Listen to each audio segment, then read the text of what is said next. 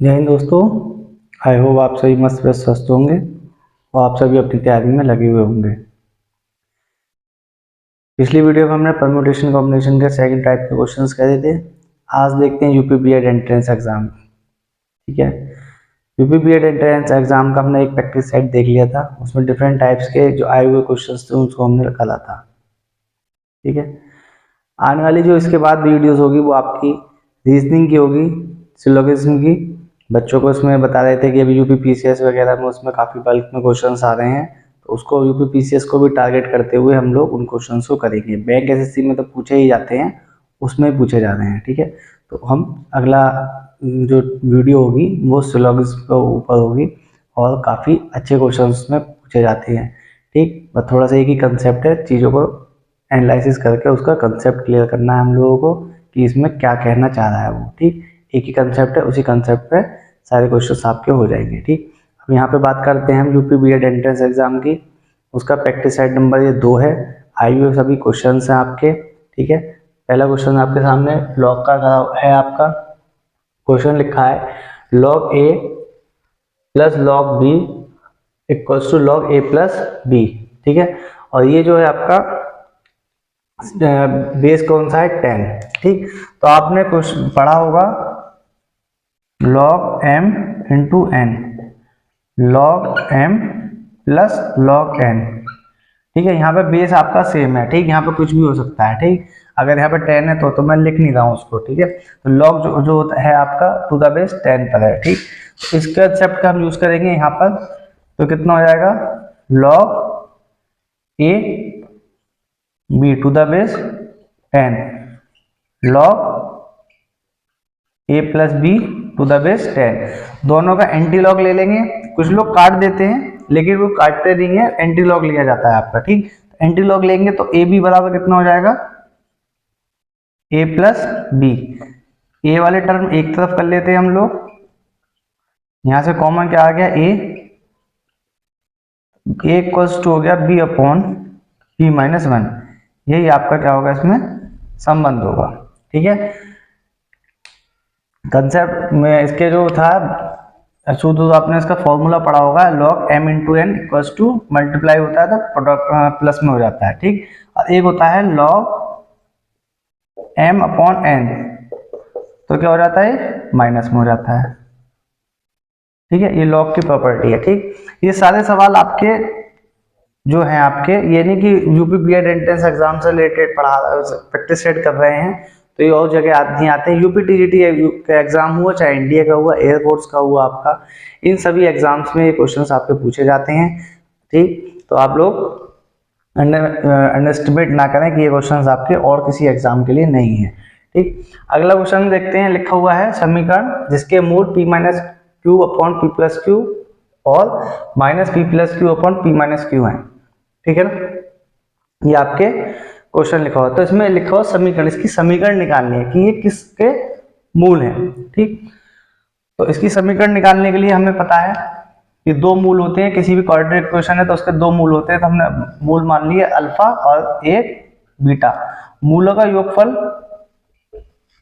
ठीक है, और एक होता है मूलों का गुणनफल। ठीक, एक अल्फा और ये बीटा, तो मूलों का क्या हो गया योगफल, और एक बार मूलों का ये अल्फा और ये बीटा। तो अल्फा प्लस बीटा हम निकालेंगे, इसे साफ कर देता हूं, पहले अल्फा प्लस बीटा निकाल लेते हैं हम लोग। तो यहां अल्फा कितना है P minus Q upon P plus Q plus, जिस वजह से क्या हो जाएगा माइनस हो जाएगा। एलसीएम लेंगे तो नीचे कितना हो जाएगा p plus Q p minus Q. ठीक, ये कितना हो जाएगा p माइनस क्यू का होल स्क्वायर और ये p प्लस क्यू का होल स्क्वायर। ठीक, सॉल्व करेंगे तो ये कितना हो जाएगा p स्क्वायर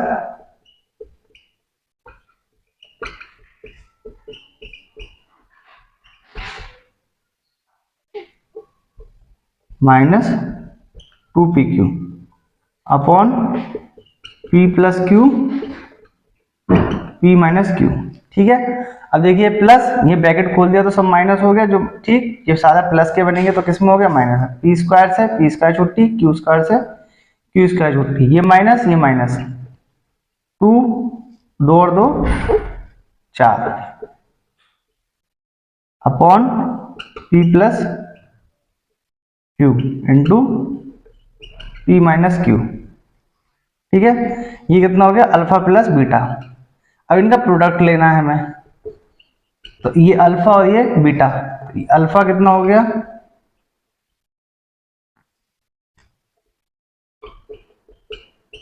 और ये क्या है आपका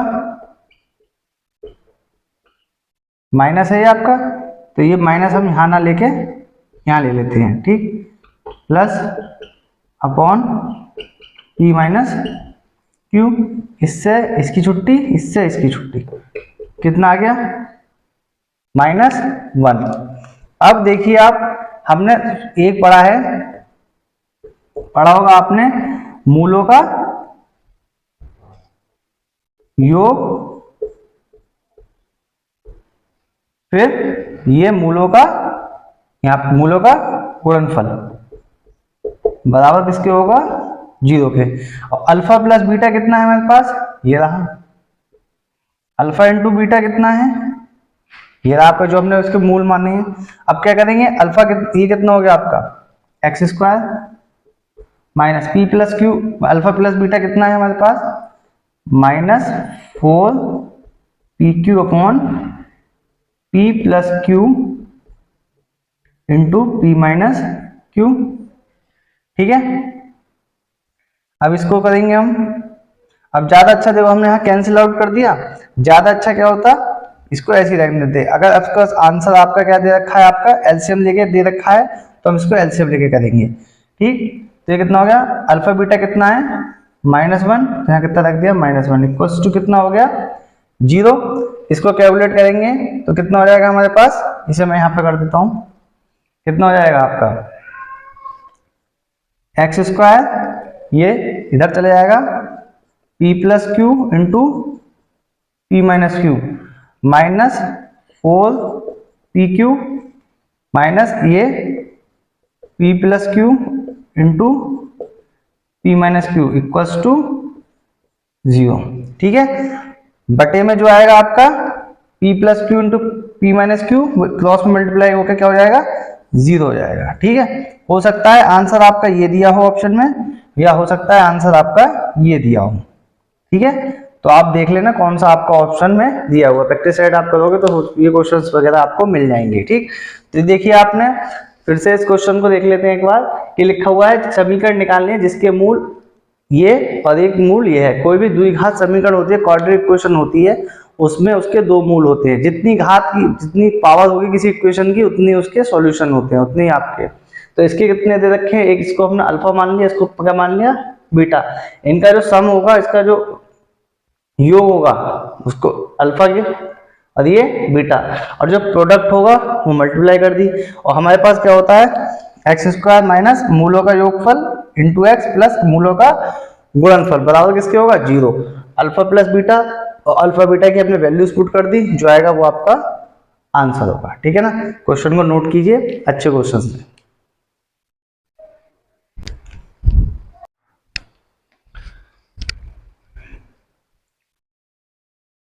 अगला सवाल है, यदि बिंदुओं 3,5 6,y एवं -3,4 का केंद्रक x, y हो तो x एवं y का मान बताइए। अब देखिए x, y का मान हमें बताना। अब देखिए कोई भी अगर किसी तीन बिंदु ज्ञात हो हमें, तो x इक्वल्स टू होता है x1 plus x2 plus x3 upon 3 और y इक्वल्स टू होता है y1 plus y2 plus y3 upon 3। ठीक है, अब आपके सामने x1, आपको ये x1 y1 x2 y2 x3 y3। ठीक है, ये वैल्यूज आपको दी गई हैं। तो देखो x की वैल्यू आपकी कितनी है, आपकी यहाँ पे निकालनी है। x1 कितना है 3 6 और ये -3/3। ठीक, तो x इक्वल्स टू कितना हो जाएगा, 3 से 3 की छुट्टी, 6/3। तो x कितना हो गया, 2। फिर यहाँ पे आपका लिखा है y की वैल्यू हमें निकालनी है। ये कितना दे रखा है, 5 + y + y3 कितना है, 4/3। क्रॉस मल्टीप्लाई कर देंगे, 5 + y + 4, y वाले एक तरफ कितना रह गया, 2y, ये कितना हो गया, 9। y इक्वल्स टू कितना हो गया, 9/2। तो उसने क्या पूछा था, x और y की हमसे वैल्यूज पूछी थी जो आपके सामने है। ठीक है ना। फिर से देख लीजिए, अगर कोई किसी भी उसमें कोऑर्डिनेट ज्योमेट्री का आपका क्या है, क्वेश्चन है आपका, तो कहीं 3 पॉइंट दिए हो तो उसका क्या है, वैल्यूज निकालने के। x की वैल्यू आपके सामने कितनी है, x equals to x1 + x2 + x3/3, y equals to है आपका y1 + y2 + y3/3। इनकी वैल्यूज आपको यहाँ पे, ये x1 y1, x2 y2, x3 y3। ठीक, ये आपके सामने कैलकुलेशन करेंगे आप लोग, आपके सामने x और y की वैल्यू पूछी गई है और x और y की वैल्यू आ चुकी हैं। ठीक है, ये क्वेश्चंस जो है आपने करे होंगे, लेकिन आपको आते भी होंगे, लेकिन किसी वजह से आपकी पढ़ाई थोड़ी सी, आप जो भी जैसे ग्रेजुएशन करा होगा तो अपने अपने सब्जेक्ट्स में लगे होंगे, 9th-10th क्लास में आपने इनको पढ़ा होगा। आगे अगला सवाल दिया हुआ है आपके सामने, इस सवाल को करेंगे। तो देखिए, लग रहा है बहुत टिपिकल सा सवाल है, लेकिन क्या करेंगे, सीधे सीधे आप यहाँ पे एलसीएम लेते चले जाइए। ठीक, यहाँ पे एलसीएम लेंगे तो सॉल्व करेंगे, इस ब्रैकेट को कितना आएगा, 4/5, मल्टीप्लाई इसे करेंगे तो 5/6, अगला करोगे तो 6/7, और अगला करोगे यहाँ पे देखो एक कम है ना, तो यहाँ पे नीचे कितना आएगा, 100, तो यहाँ कितना आएगा, 99 आएगा, नहीं आएगा, एक कम। तो ये देखिए 5 से 5 की छुट्टी, 6 से 6 की, ये 7 यहाँ से कट जाएगा, ये 99 इस वाले से कट जाएगा, बचेगा क्या, 4 और 100, 4/100, ये 2 टाइम्स हो जाएगा, और ये 4 से काट लो सीधे सीधे। ठीक, ये 1 टाइम, और ये आंसर कितना आएगा, 1/25। ठीक है, लग रहा था बहुत टिपिकल, लेकिन क्या है, अप्रोच आपने जो लगाई वो आपके सामने है। इसी पे यहाँ पे बहुत सारे क्वेश्चंस आपके बैंक में पूछे जाते हैं, यहाँ पे सिंप्लीफिकेशन क्वेश्चन है, तो आपके अप्रोच आने चाहिए, अप्रोच आएगी आपको, आंसर आपके सामने होगा। ठीक, नोट कर लीजिए आप इन सवालों को।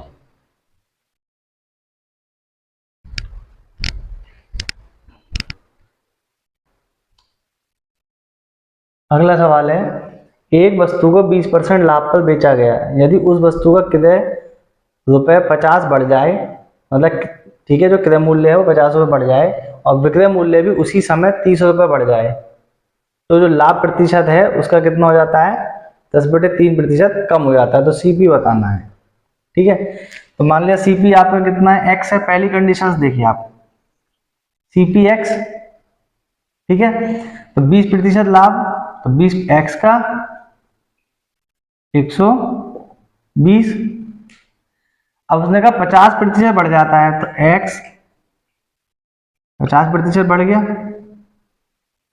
सीपी 50 रुपये बढ़ गया, सॉरी प्रतिशत नहीं, 50 रुपये बढ़ गया, तो विक्रय मूल्य भी 30% बढ़ जाता, क्या है, बढ़ जाएगा। यानी कि पहले का और बाद में जो बढ़ाया है हमने, उसमें कितने का अंतर हो जाएगा, 30 का। तो यहाँ पे कितना हो गया आपका, x + 50 हुआ, तो कितना हो गया, लाभ कितना कम हो गया, पहले से 10/3 कम, तो कितना हो जाता पहले, 20%, तो 20% में से 10/3% निकाल दो, कितना बचा, 20 या 60, 50/3%।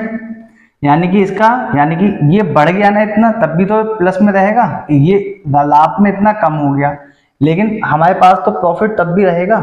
क्यों, क्योंकि हमारा ये 20% है और ये कितना है, 3.33, लगभग 17%। ठीक है, 17% क्या हो, 16.66% हमारे पास, तब भी तो प्रॉफिट रहेगा। तो यानी कि 100 में प्लस कर देंगे। मैंने बताया था, प्लेलिस्ट जिन्होंने प्रॉफिट एंड लॉस की वीडियो नहीं देखी है, वो केवल एक ही कंसेप्ट पे सारे सवाल मैंने कराए हैं। अगर आपके पास प्रॉफिट हो रहा है तो 100 में प्लस करेंगे, लॉस हो रहा है तो 100 में माइनस करेंगे। तो यहाँ पे प्रॉफिट हो रहा है तो यहाँ पे 100 में क्या कर देंगे, प्लस कर देंगे, कितना, 50/3,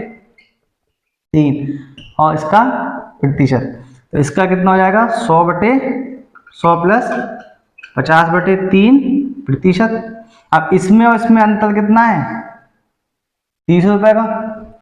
ठीक। अब देखिए इसमें और इसमें क्या है इसका अंतर, इसका अंतर कितना है 30। देखो x plus 50 100 plus 50/3% minus x into 120/100 ये बराबर किसके होगा 30 के। तो यहाँ प्रतिशत चिन्ह हटाएंगे तो बटे में क्या जाएगा 100, तो 100 ये एलसीएम सेम तो इधर चले जाएगा, तो किस में हो जाएगा मल्टीप्लाई में। ऐसे सॉल्व करेंगे, ठीक है। तो सॉल्व करेंगे तो x प्लस 50 कितना हो गया 350/3 minus 120x 30 into 100 zero cancel out हो गया। यहाँ पे कैलकुलेशन आप लोगों को करनी है, ठीक है ना, आप अपने तरीके से करिए, मैं आपको जो मेथड है वो मैं आपको बता रहा हूँ, ठीक। तो कितना हो गया x plus 50 multiply 35 minus LCM लेंगे तो कितना हो गया 36x, ठीक। ये मल्टीप्लाई इधर हो जाएगी तो कितना हो जाएगा 9 गुणा 100। अभी कितना हो गया 35x, ये कितना हो गया प्लस 1750, 35 पंजे 175 और minus 36x equals to 9 into 100। ये कितना हो गया माइनस ये इधर जाएगा 900 हो गया आपका, ये इधर जाएगा तो किसका हो जाएगा माइनस का, और ये माइनस x इक्वल्स टू 1750 में से 900 जाएंगे तो कितने बचेंगे 850। x इक्वल्स टू कितना हो गया 850 और x को हमने क्या माना है CP, ठीक है। x को क्या माना है CP को, मतलब x हमने मान लिया है, ठीक। इसमें सवाल में ऐसा कुछ नहीं था, केवल मेथड आपका आना चाहिए। जिन लोगों ने प्रॉफिट एंड लॉस की वीडियो नहीं देखी है वो एक बार जाके प्ले लिस्ट में देख लीजिए, ठीक है, जिससे कि आपका कोई भी क्वेश्चन बीच में से ना लगे कि सर ने कुछ नया बता दिया हो, ठीक। तो आप लोग देखिए कि x का 20% बढ़ा यहाँ पे, तो हमने बढ़ा दिया, उसने कहा 50 रुपये बढ़े तो CP कितना था x, तो x में 50 रुपये बढ़ गए। लेकिन जो अंतर आ रहा था उसके प्रॉफिट में कमी आ रही थी, लेकिन प्रॉफिट में कमी आ रही थी, ठीक है ना। तो पहले 20% हो रहा था तब कितना हो रहा 50/3, तो 50/3 100 में प्लस कर दिया, ठीक। अगर कोई चीज़ मैंने बताया था प्रॉफिट होगा तो प्लस करेंगे 100 में और लॉस होगा तो माइनस करेंगे 100 में से। कैलकुलेशन करेंगे जो आएगा वो आपका आंसर, ठीक है, नोट कीजिए।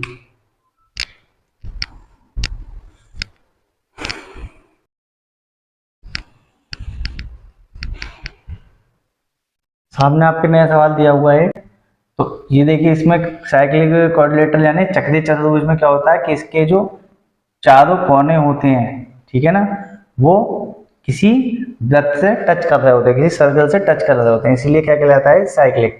और इसकी एक प्रॉपर्टी हमें ये दिया हुआ है और इसमें x और y की वैल्यूज आपसे पूछी गई है।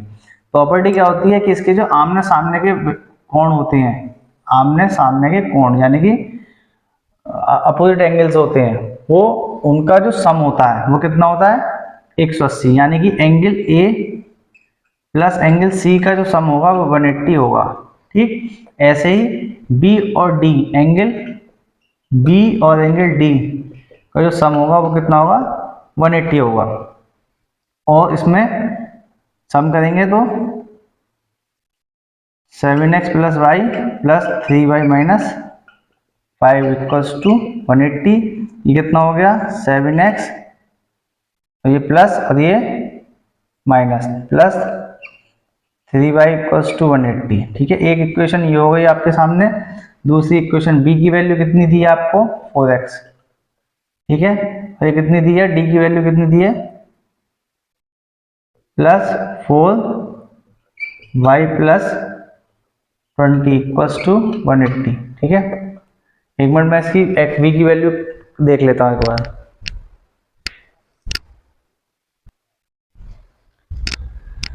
ठीक है, b की वैल्यू सही है आपकी, ठीक है, 4x ही दी है। तो ये देखिए आप ये से ले जाओ, इधर ले जाओ इसको, तो 4x plus 4y equals to 160 इधर जाएगा तो 4 से कैंसिल आउट कर लो, कॉमन लेके, तो कितना हो गया ये 40। अब इन दोनों को साइमल्टेनियसली आप लोग सॉल्व कर लीजिए। 7x plus 3y equals to 180, ठीक। इसकी मल्टीप्लाई हम 3 से कर लेते हैं, जब 3 से कर लेते हैं तो क्या कर लेंगे, माइनस कर लेंगे, कितना होगा 3x माइनस 7, तो कितना हो गया -4x, ये कट जाएंगे 3 से, इक्वल्स टू ये कितना होगा 3 चौक 12 माइनस 180, तो माइनस के कितने हो गए 60, x इक्वल्स टू कितना आ गया 15, x कितना आ गया आपका 15। इनमें से किसी में आप वैल्यू पुट कर दीजिए, y की वैल्यू आ जाएगी। तो हमने इस वाली इक्वेशन में वैल्यूज पुट कर लेते हैं, ठीक। तो लिखा हुआ है x plus Y equals to कितना लिखा है 160, कितना लिखा है 40, कितना है 40। तो यहाँ पे x की वैल्यू 15,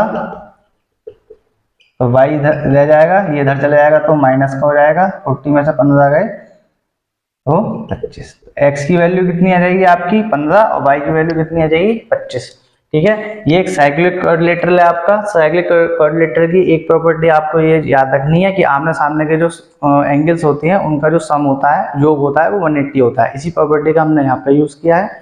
इसी प्रॉपर्टी का यूज करके हमने इसे सॉल्व करा, दो इक्वेशन बनी हमारी उन एक्स और वाई में, और दो इक्वेशन सॉल्व करने, दो वेरिएबल्स एक्स और वाई जो थे उनको सॉल्व करने के लिए दो इक्वेशन हमको चाहिए। जितने वेरिएबल्स उतनी का आपको सॉल्व करने के उतनी इक्वेशंस आपको चाहिए। तो आपका साइमल्टेनियसली इनको ऊपर नीचे रख के हमने सॉल्व कर लिया, जो आया वो आपका आंसर, एक्स की वैल्यू 15 वाई की वैल्यू 25, ठीक है। नोट कीजिए आप।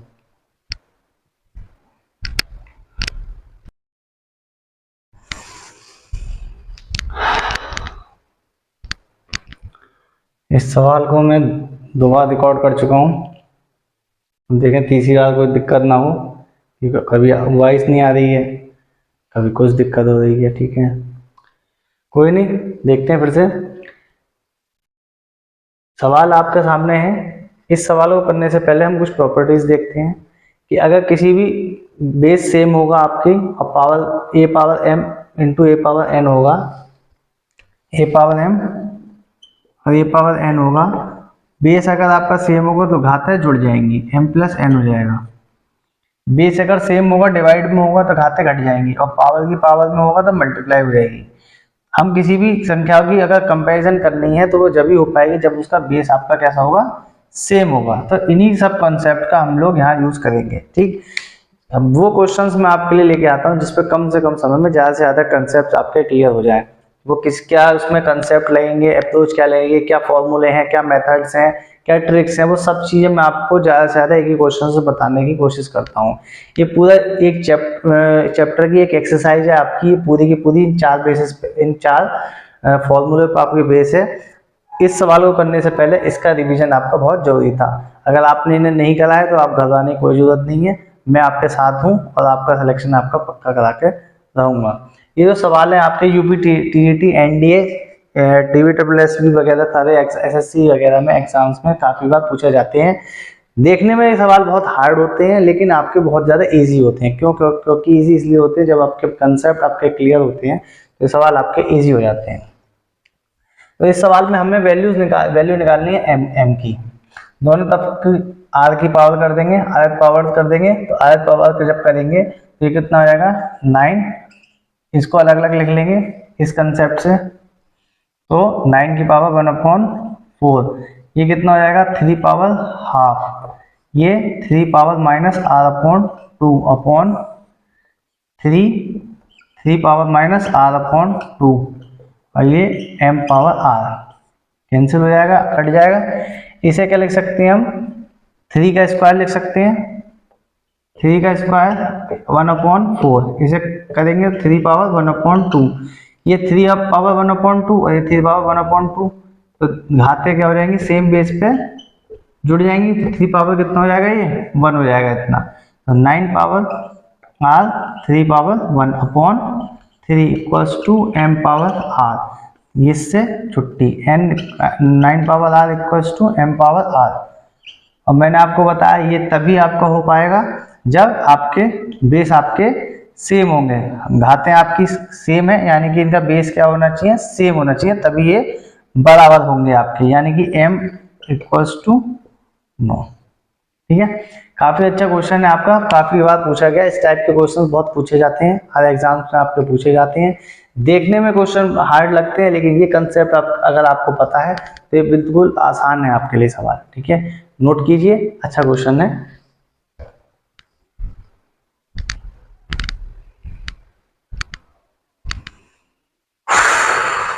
हाँ भाई,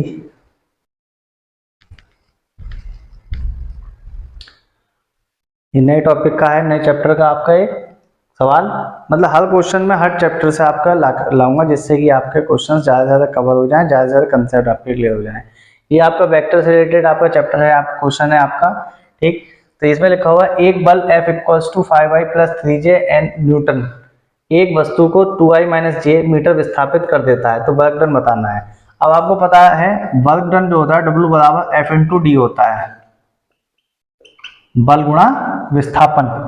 ठीक, कि वो कोई वस्तु है, इस पर फोर्स लगा दिया और यहाँ से यहाँ तक उसे डिस्प्लेस करना है, तो यहाँ पे जो फोर्स लगा है उसमें कोई डायरेक्शन और डिस्प्लेसमेंट भी इसकी क्या होती है, आपकी वेक्टर क्वांटिटी होती है। ठीक, तो W हमें निकालना है, W equals to F into D होता है। जब दो वेक्टर्स की मल्टीप्लाई करते हैं आप, मल्टीप्लाई डॉट करते हैं आप, तो उसका जो स्केलर क्वांटिटी आती है, तो वर्क जो होगा वो स्केलर क्वांटिटी होगी आपकी। ठीक, एफ इंटू डी आपका है, तो एफ आपके सामने है कितना, 5i plus 3j dot 2i minus जे। ठीक है, अब मैं इसके ऊपर कैप नहीं लगाऊं ना लगाऊं कोई दिक्कत नहीं है, क्योंकि हमें आंसर से मतलब है। ठीक, ये कोई हमारा बोर्ड एग्जाम, ठीक है, ये ग्रेजुएशन के लेवल का कोई एग्जाम नहीं है, इसका आंसर से हमें मतलब होता है। तो चलो मैंने लगा दिया 5 की गुणा 2 से करेंगे, कितना हो गया, 5 दूनी 10। ठीक है, उससे पहले आप देख लीजिए I dot I, J dot J, के डॉट के, इनकी वैल्यू जो होती है 1 होती है, कितनी होती है, 1।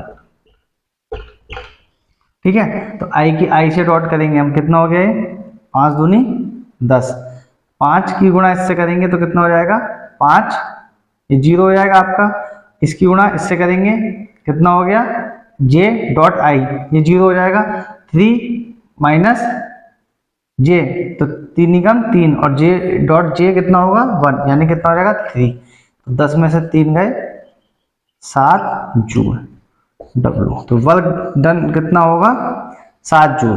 ठीक है, फिर से एक बार देख लीजिए, हमें क्या निकालना था, वर्क डन निकालना था, W इक्वल्स टू होता है F इंटू डी, आपने बहुत बार सवाल पढ़ा, फॉर्मूला पढ़ा होगा, W equals to F into D होता है आपका, यानी कि बल गुणा विस्थापन।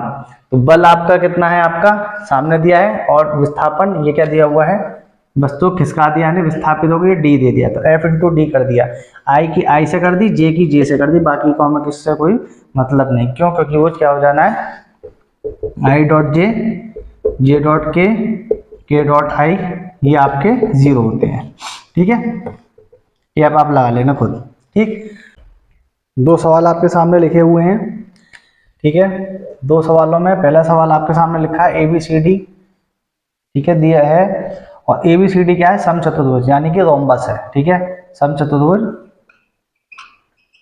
रोम्बस। ठीक है, रोम्बस क्या होता है, झुका हुआ स्क्वायर, झुका हुआ स्क्वायर मतलब उसका एंगल जो होते हैं 90 डिग्री नहीं होते हैं, तो ये कैसा है, झुका हुआ एक तरफ को। रोम्बस की डेफिनेशन अगर आपको एक लाइन में याद करनी है कि झुका हुआ क्या, स्क्वायर।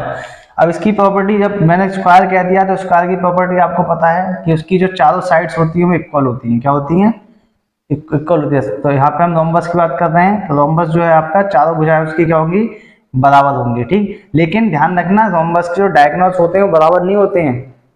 ठीक है, लेकिन इसके जो डायगोनल होते हैं वो क्या होते हैं, परपेंडिकुलर होते हैं, यानी कि 90 डिग्री पे काटते हैं एक दूसरे को, किस पे काटते हैं, 90 डिग्री पर। ठीक है, थोड़ा सा डिफरेंस होता है आपका, उस थोड़े से डिफरेंस में गलती हो जाती है और आंसर क्या आता है आपका, गलत आता है। तो यहाँ पे देखिए, आपको देखने से पता लग रहा है कि ये इसके जो डायगोनल है बराबर नहीं होंगे। ठीक, तो स्क्वायर के आपके बराबर होते हैं डायगोनल। ठीक, तो उसमें उसने पूछा हमसे ADB, यानी कि ये वाला एंगल आपसे पूछा है कि एडी भी हमें बताना है। ठीक, कुछ नहीं करना है, सामने आप देखिए यहाँ पर कि ये कितना है 90, ये स्ट्रेट लाइन है तो ये भी ये 90, तो ये भी 90 होगा आपका, क्योंकि ये क्या कर रहे हैं एक दूसरे को 90 डिग्री पे काट रहे हैं। ठीक, ये 90, ये 30, तो ये कितना हो गया आपका 180 में से माइनस कर दो इन्हें, कितना हो गया 60। अब ध्यान से देखो, मैंने क्या बताया था, एकांतर कोण अल्टरनेट एंगल, जहां जेड बनना हो आपका, ये लाइंस क्या हो पैरेलल हो और ये एंगल आपके कितने होंगे इक्वल होंगे, ये लाइंस आपकी पैरेलल हो तो ये एंगल क्या होंगे इक्वल होंगे, जेड बनना चाहिए आपका। अब आप ध्यान से देखो, ये देखो ध्यान से, यहां से मैं गया ये और ये दोनों लाइन इक्वल और पैरेलल है आपकी। ठीक, ये एंगल क्या, ये जेड बनना है ना आपका, तो ये एंगल इस एंगल के इक्वल होगा नहीं होगा, जब ये एंगल इस एंगल के इक्वल होगा तो कितना होगा 60 डिग्री होगा। ये एंगल आपसे पूछा हुआ है, ये वाला कितना हो गया एंगल 60 डिग्री हो गया। कंसेप्ट आपके क्लियर होंगे। ये जो नंबर होते हैं फ्री के होते हैं, बस आपको क्या है थ्योरम्स वगैरह आपकी पता हो कि ये प्रॉपर्टी आपकी क्या होती है, रोम्बस की ये प्रॉपर्टीज होती हैं आपकी समचतुर्भुज की। डायगोनल क्या होती है एक दूसरे इक्वल नहीं होते लेकिन 90 डिग्री पर काटते हैं, और ये क्या है अल्टरनेट एंगल, यहाँ की जेड बन रहा है, तो जेड बनना है तो जेड के अंदर वाली एंगल्स क्या होंगे, चाहे उल्टा जेड बने या सीधा जेड बने, कितना होगा इक्वल होगा।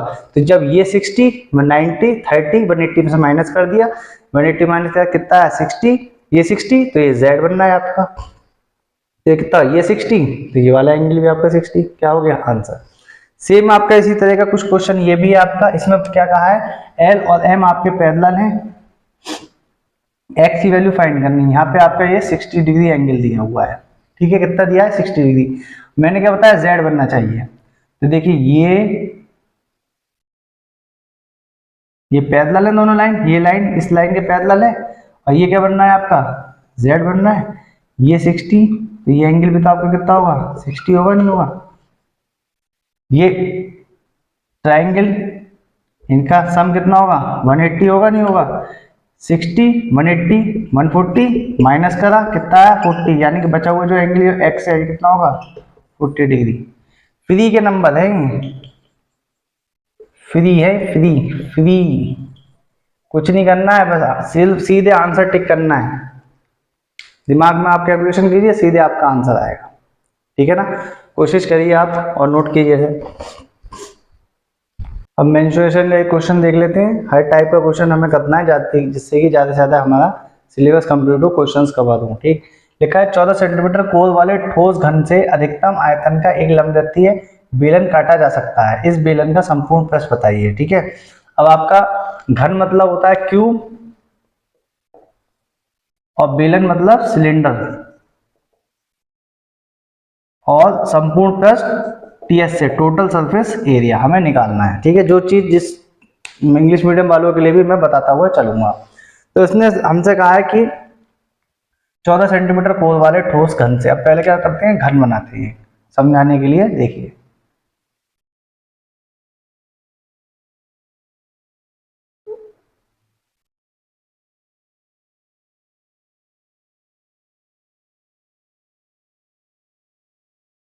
अब आप ध्यान से देखिए, अगर मैं इसमें अगर एक सर्कल बनाऊं इस बल्ब के अंदर इसकी छत से लेते हुए,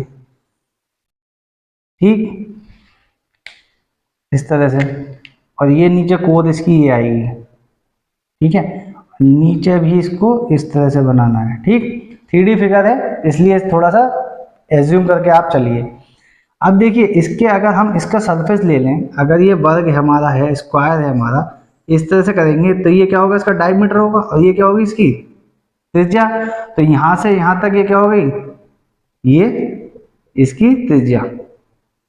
ठीक है, ये आर, जब यहां से यहां तक ये 14 है, ये वर्ग है इसकी घन, उसने कहा है कि ये 14 है इसकी, ये सब साइड्स इसकी, तो ये 14 है तो इसकी ये यहां से यहां तक व्यास हो गया, तो ये क्या होगी त्रिज्या ही तो होगी, तो त्रिज्या कितनी होगी इसकी यहां से यहां तक 7, हाइट इसकी जितनी ये है बस, और हमें संपूर्ण पृष्ठ क्या होता है 2 पाई आर प्लस एच। ठीक, ये कैसे निकल के आता है, इसका जो बेस है ये कितना है सर्कुलर है, यानी कि वृत्त का जो क्षेत्रफल होता है वो कितना होता है पाई आर स्क्वायर। और ऊपर कितना होता है, ये कितना होता है ऊपर वाला भी, ये भी 2 पाई आर स्क्वायर। और इसका जो सरफेस एरिया होता है इसके घुमा हुआ जो पृष्ठ होता है वो कितना होता है, यानी कि 2 पाई आर एच। दोनों को जोड़ देते हैं, ठीक। इस दोनों को जब जोड़ देंगे तो क्या आएगा, 2 पाई आर, इसमें से कॉमन ले लो, आर प्लस एच। केबीएस वाले वीडियो में मैंने सब कुछ कंसेप्ट इनको मैंने करके दिखाया गया है, ठीक। अब देखिए 2 पाई, आर की वैल्यू कितनी है 7, 7 और ये 14, अब 22/7 इंटू 7, 14 और 7 21, 7 से 7 की छुट्टी, 21 दूनी 42, 42 और 22 की मल्टीप्लाई करेंगे, 22 दूनी 44, यहाँ से लगे 4, 22 चौक 88 और 4 92, ठीक है। यूनिट पे ध्यान देंगे, क्या दिया हुआ है इसमें 14 सेंटीमीटर, तो क्या में आएगा सेंटीमीटर स्क्वायर में, तो कितना हो गया 924 सेंटीमीटर स्क्वायर, ठीक है। तो हमने जो चीज हमें नहीं पता थी वो इस क्यूब की जो हमें वैल्यूज दी हुई थी, जो वैल्यूज दी थी कोड, मतलब कि इसकी साइड, जो इसकी साइड दी थी, इसकी साइड से इस कंसेप्ट से हमने क्या निकाल लिया, इसकी त्रिज्या निकाल ली। त्रिज्या और हाइट जो है इसकी क्या है, सेम हाइट का होगा, ज्यादा से ज्यादा मैक्सिमम चाहिए हमें, तो 14 ही उसकी क्या हो गई, ये हाइट हो गई, ये त्रिज्या हो गई, 7 आर हो गया। वैल्यूज पुट करी हमने टीएस से, टोटल सरफेस एरिया कितना होता है 2 पाई आर प्लस एच। अब वो पूछा कि कर्व सरफेस एरिया मतलब उसका घूमा हुआ पृष्ठ, तो घूमे हुए पृष्ठ में मतलब इसके चारों ना ऊपर का आएगा और ना ही है नीचे का सर्कुल आएगा, यानी कि ये चीज नहीं आएगी, तो उसमें क्या आएगा केवल 2 पाई आर एच। तो ये क्या होता है कर्व सरफेस एरिया, जितना पार्ट उसका घूमा हुआ होता है, ठीक है। पूरा मैंने मेंस्ट्रुएशन का पूरा खोल के मैंने अच्छे से एक्सप्लेन करके मैंने आपको बताया, आई होप आपको समझ में आया होगा, ठीक। आगे लिखा हुआ है x इक्वल्स टू कितना लिखा हुआ है 3 प्लस √8, और आगे लिखा हुआ है x cube plus 1/x cube की वैल्यू निकालनी है। अब हमें एक चीज याद रखनी है, अगर किसी की कोई वैल्यू हमें m दे रखी है 2 प्लस √3, तो इसका 1/m जो वैल्यू होगी 1 माइनस इसका कॉन्जुगेट, मतलब उल्टा इसका होगा, एक प्लस में होगी तो दूसरी माइनस में होगी। तो x की वैल्यू कितनी, आप इसमें रेशनलाइजेशन मत करने लगना, टाइम वेस्ट होगा, ये डायरेक्ट आप याद रखो x की वैल्यू कितनी है इतनी, तो 1/x की कितनी हो जाएगी 3 माइनस 8, ठीक है। अब ये दोनों को जोड़ दो, तो x प्लस 1/x कितना हो गया 3 प्लस 3 कितना हो गया 6, ये प्लस का √8, ये माइनस का, ये कैंसिल आउट हो जाएंगे, दोनों तरफ का क्यूब कर दो, x cube plus 1 plus 3 into x into 1/x into x plus 1/x, 16 का क्यूब करो, 6 का क्यूब करोगे 216, x से x की छुट्टी, ये इसकी वैल्यू कितनी है 6, x cube plus 1/x cube, ठीक। 3 इंटू 6 कितना हो गया 18, 18 इधर जाएगा तो कितना हो जाएगा माइनस का, तो x cube plus 1/x cube कितना हो गया 216 में से 18 माइनस करोगे तो 198, ये आपका आंसर। बहुत ज़्यादा क्वेश्चन ये पूछा जाता है आपका, ठीक है। बस इस चीज़ को मुझे बताना था, इस कंसेप्ट की वजह से आपका टाइम सेव हो जाएगा, इसे कहीं नोट कर लीजिए। आपका कहीं पे अगर एक वैल्यू x की दे रखी हुई है a प्लस √b, तो इसका रेसिप्रोकल जो होगा 1/x जो होगा वो कितना हो जाएगा a माइनस √b, इसका कॉन्जुगेट होता है, ठीक। रेशनलाइजेशन मत करने लगना, आप रेशनलाइजेशन करोगे यही आंसर आएगा, आप चाहे तो निकाल के देख लेना, वरना आप टाइम क्या करोगे खराब करोगे अपना। चीज़ों को, छोटी छोटी चीज़ें होती हैं उनको थोड़ा सा याद करने की कोशिश करिए, जब आप लिखोगे प्रैक्टिस करोगे आराम से आपको याद हो जाएगी। एक बार आप मेरी वीडियो देखोगे फिर आप खुद से अपने आप क्वेश्चंस करोगे, और रिक्वेस्ट मेरी आपसे फिर से यही है कि जो काम गलतियां आपने पहले करी, कि क्वेश्चन को पढ़ा और करना चालू कर दिया, जो मैं समझा रहा हूँ वो समझा नहीं, जो गलतियां पहले करी हैं आपने वो अपना कीजिए। पहले वीडियो को देखिए, आराम से पॉज कीजिए, फिर उसके बाद जब मैं समझा दूँ फिर उसको करिए आप, ठीक है, ऐसे ना किया कीजिए, ठीक है। आई होप काफ़ी क्वेश्चन आज हो चुके हैं, ये बीएड एंट्रेंस एग्जाम के रिलेटेड आपके क्वेश्चन हैं, ये नहीं बीएड एग्जाम से रिलेटेड क्वेश्चन ही हैं, ये क्वेश्चन आपके एनडीए के एग्जाम, एयरफोर्स, यूपीटीईटी, टीवीएसबी, यूपीटीईटी वगैरह एलटी के एग्जाम तक में ये क्वेश्चंस पूछे जाते हैं, ठीक है ना। आई होप आपको अच्छा लगा होगा। कमेंट सेक्शन में आप कमेंट करके बताइए और लोगों तक इस वीडियो को शेयर कर दीजिए। सब्सक्राइब करके बेल आइकन दबाना ना भूलें, जिससे कि आपको लेटेस्ट नोटिफिकेशन मिल पाए। आज के लिए इतना ही। जय हिंद।